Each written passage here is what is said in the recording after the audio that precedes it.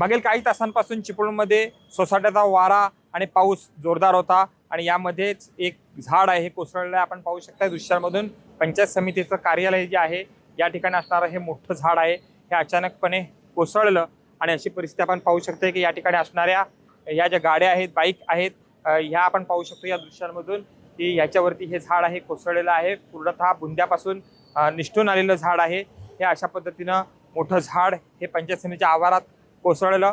इथं असणारे कर्मचारी आहेत आणि आलेली इथं अन्य ग्रामस्थ आहेत, यांच्या ज्या गाड्या आहेत, बाईक आहेत, यावरती हे झाड अशा पद्धतीनं कोसळलं आणि मोठ्या प्रमाणामध्ये नुकसान झालेलं आहे।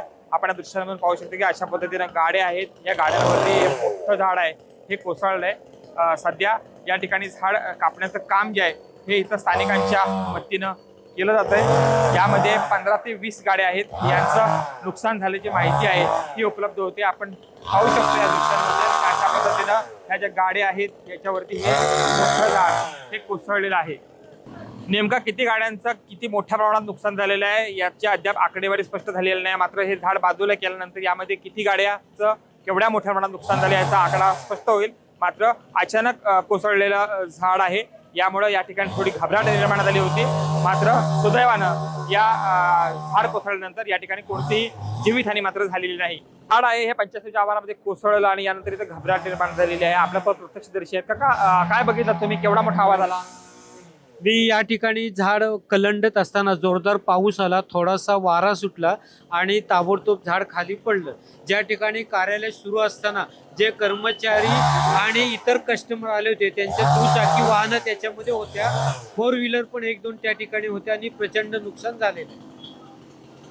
काही तक्रारी येत होत्या झाड बाजूला काढण्यासंदर्भात, याच्या संदर्भात काय माहिती आहे तुम्हाला?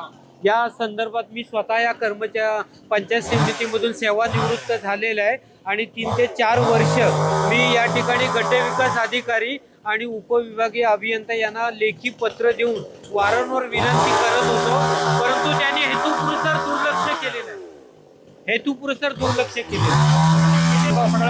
नुकसान किती झालं असावं? इथे साधारणतः जवळजवळ 25 ते 30 लाखाचं नुकसान आहे। 30 ते 40 दुचाकी वाहनं आहेत, 4 व्हीलर वाहनं आहेत।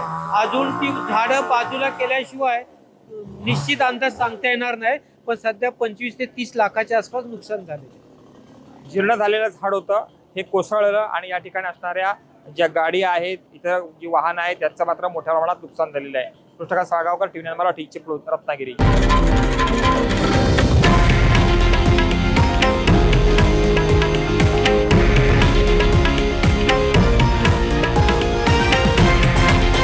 हे आहे देशातील नंबर 1 न्यूज नेटवर्क आणि आपण पाहत आहात TV9 मराठी, एकमेव।